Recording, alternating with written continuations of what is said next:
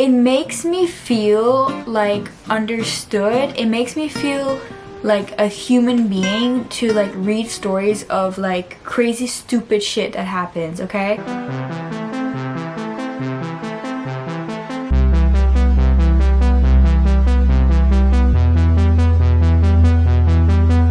Hello readers, welcome back to Sandra is Book, where I talk all things book and bookish related, where I share some reading vlogs, some book hauls, and my overall book impressions. Today we have another Chapters Indigo book haul. I went to shop in the bargain section because it's my favorite section and I always keep an eye out on it because I want to get the books that I've been wanting to get. So without further ado, we have quite a few books to go through today and I hope you enjoy.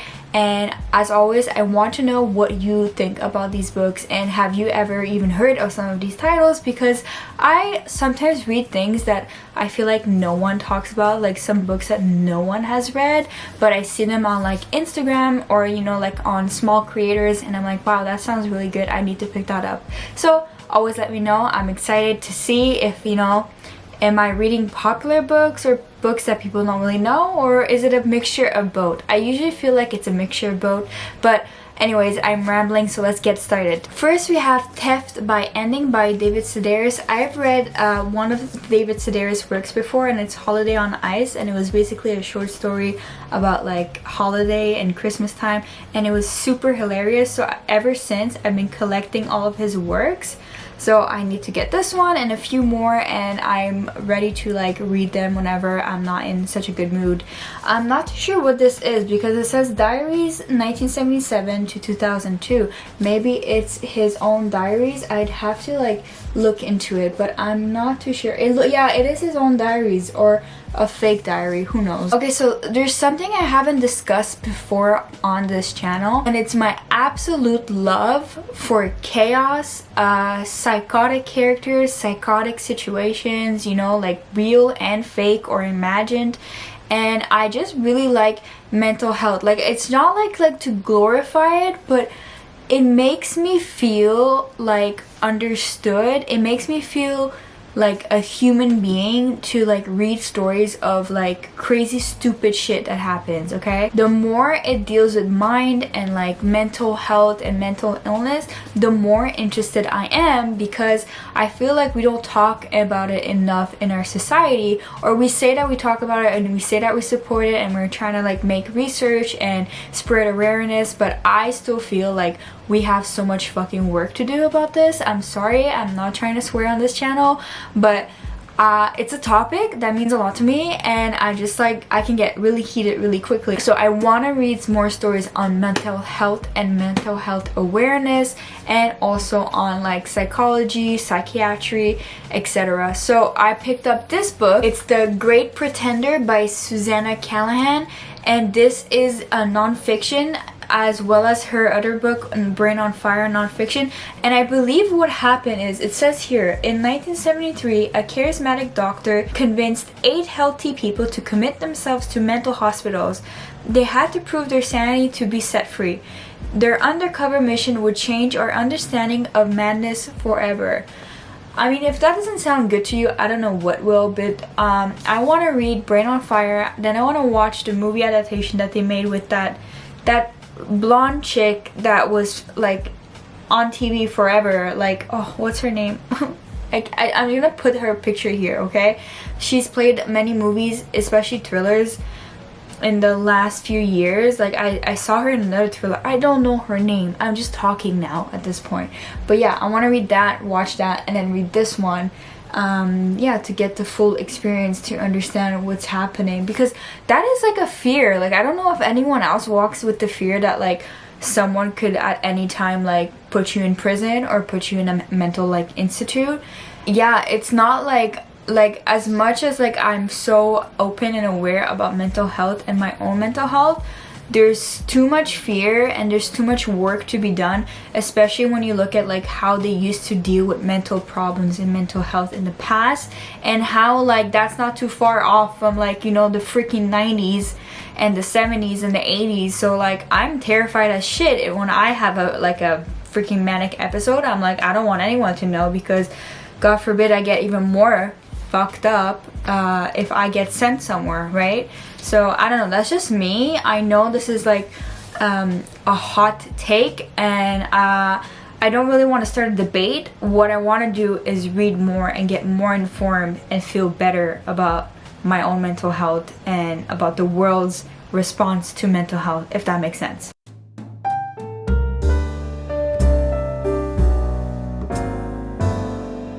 Okay, so the next book that I got, I just saw it like accidentally and I was like, oh my god, I need to get this.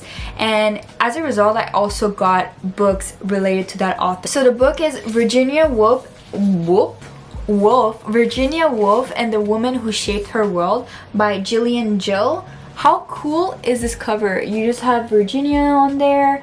And yeah, like it's so pretty, and I'm just so intrigued. Like I have only read one of Virginia Woolf's work, but I have a few more on my shelf, and I got a few more, and I want to basically I want to read all of those and then delve into this one, and I want to see who and what inspired Virginia Woolf.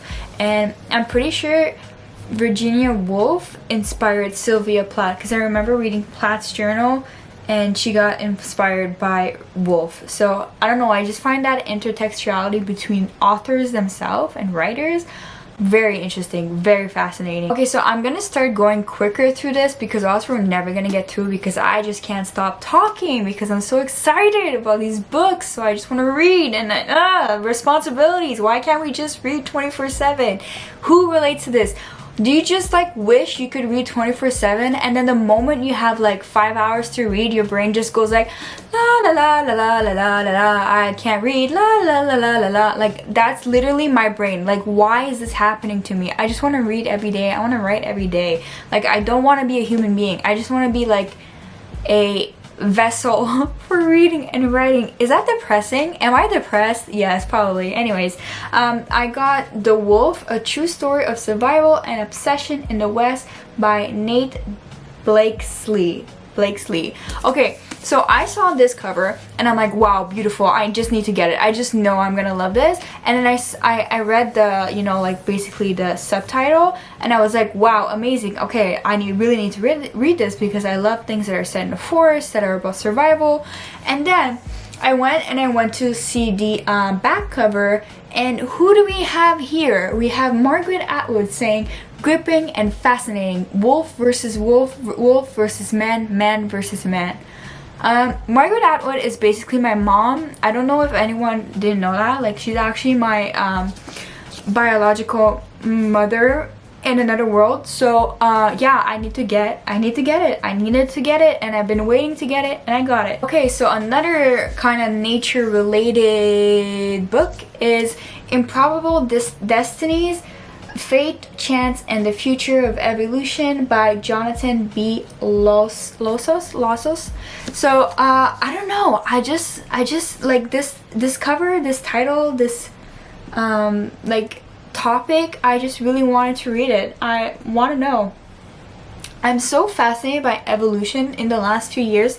I don't know when this shift like took place in me, or maybe I'm just missing science content. Like I just miss science. Like I remember being in high school and freaking loving science, and yeah, I'm just like, why should I stop that? Like, why can't I just, like, you know, like John Green and Hank Green's videos are not the only form of science I can consume. So then I got this short little book. It's called Fox 8 and it's by George Saunders. It's really freaking tiny.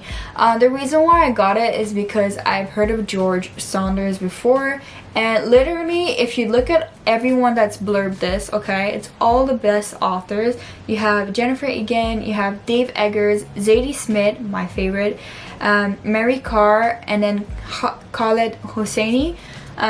So yeah, all the greats. So yeah, I'm just really interested to see what this story is about. And I also got another George Saunders book, the one that people have been talking about like 4 years ago. Oh, this book is so great. It's such a, like, it's one of the best literary books, but it's hard to understand, but it's so imaginative and it's so beautiful and it's so gut-wrenching. So I got that book. Let me just find that one for you. There it is. You guessed it. Is Lincoln and the Bardo. And yeah, George Saunders again. And I remember hearing about this, but not remembering what it's about. Like it's something like Lincoln's son, he's talking to his son, it's an imaginative tale. I don't remember, but again, you have Khalid Hosseini, we have Juno Diaz, Dave Eggers, Zadie Smith, and Lori Moore. Lori Moore, that's another author that I really want to read something by, so let me know if you read any George Saunders or Lori Moore or any of the authors that have been name dropped throughout this video. Then we got Troubled Blood by Robert Galbraith. Obviously this is part of the Cormoran Strike series, and I got it because like I have the whole series and I want to read it, and I need to like keep getting the books. And the funny thing is, I don't think I've paid full price for any of these books. Like I always waited like a year or two to get it like on a discounted price. So yeah, this one, I don't know what happened with this one, but it's so thick, like you could literally like commit a felony or a murder with this one. Not that like I'm giving anyone any ideas, please don't refer back to me, I am a third party here. But yeah, this is hefty, and I feel like they've been changing the freaking covers of this book and like as they go. Like the first 4 covers don't look like this one. Is this the 5th one or the 6th one? I honestly don't know. I'm looking at them right now on my shelf, but let me know if anyone has started the series. There's a coworker of mine, she said that she started them and she's read them and she likes them, and she tells me not to read them all in one go, just like take some time, which obviously is probably gonna happen that way. Then I have The Boy from the Woods by Harlan Coben. Obviously I wish I had this freaking book when I was doing the forest reading vlog. If you haven't seen my forest reading vlog, go look at it, it's linked down below, it's on my channel. And I like Harlan Coben. I read his one YA series a few years back and I really loved it. But he comes up with so many books. He's like Stephen King but for low thriller. Does that make sense? Is that offensive? Low thrillers, like not too high intense thrillers but thrillers. And here we have my favorite thriller author, and she says, Gillian Flynn by the way, Coben is simply one of the all-time greats. And you know what? I'm pretty sure she's right because she don't talk no smack.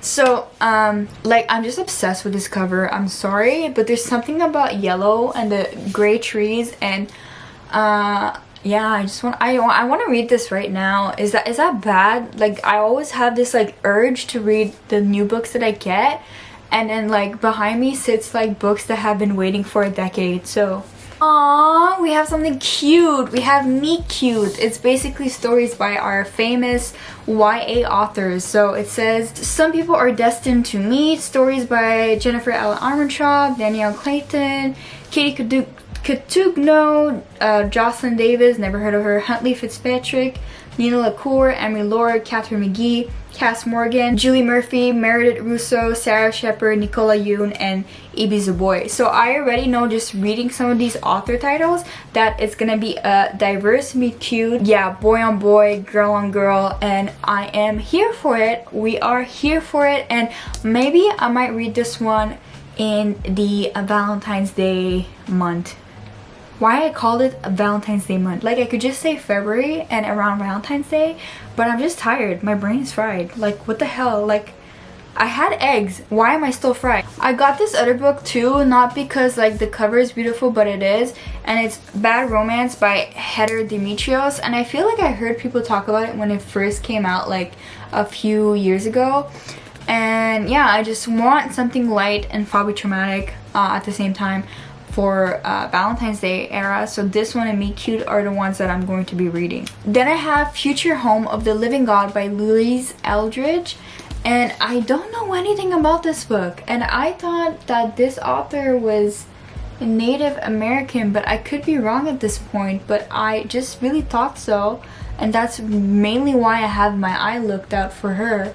But here we have a quote by San Francisco Chronicle, and they say, like Toni Morrison, like Tolstoy, like Steinbeck, wow, Eldridge writes her characters with a helpless love and witnesses them with a supreme absence of judgment. That is a big review there. That is a big comparison. So it must be really good. And I'm obsessed with this cover and the color. I love purple purple blue. I love that. But yeah, for some reason I just got really sad because that's like kind of the end of the book haul. But I remember I bought 2 writing books as well that were very discounted, so let me just grab those for you. You guys can't tell, but I've yawned like at least 20 times while like filming this video, and it's terrible. I work at 5 a.m. in the morning, so I only got like 6 hours of sleep, which is not too bad, but it's affecting me like crazy. But here are the books that I was talking about. I have The Origins of Creativity by Edward O. Wilson, and can we just the simplicity of this one, just loving it. I flipped through briefly yesterday and it seems interesting. I have no idea what's going on, but it seems interesting, and just like something that's probably gonna just make me feel more inspired and creative. And that's why I collect like books related to writing and the writing craft. And if no one knows, I am participating in NaNoWriMo this year. I actually participate every year since I was like in grade 12. So if you want to follow me and follow my journey, you always have my writing account linked down below. I know I plug it every time I talk about writing, but you must, you know, I never know if one of you are interested in the writing aspect of, you know, reading. So yeah, I had to say that. So I'm gonna read this one, and I'm going to read this one as well, and it's called Being a Writer: Advice, Musings, Essays, and Experiences from the World's Greatest Authors. And I flicked through this one, and we have some great authors in here as well. It is also slightly beautifully illustrated as well, so I'm so excited. I'm so happy that I got this. And we have Ursula K. Le Guin, Jane Austen, Alice Munro, Hong Kong, Charles Bukowski, no one likes him, Jonathan Friesen, and Steinbeck, Dillard, Annie Dillard, David Foster Wallace, rest in peace, William Faulkner, and I'm not gonna keep going, but like Roald Dahl. And yeah, I'm really looking forward to these 2 writing books. You see, that is the proof. But guys, the video is finished, so I can go and yawn as much as I like off camera while I'm reading and drinking coffee, and hopefully I will stop yawning and start writing.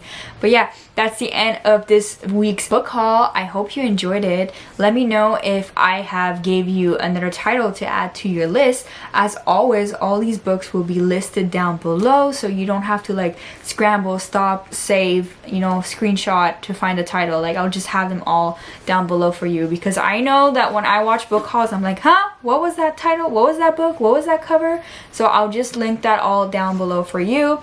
And obviously let me know, what are you interested into reading? What have you received in a recent book haul of your own?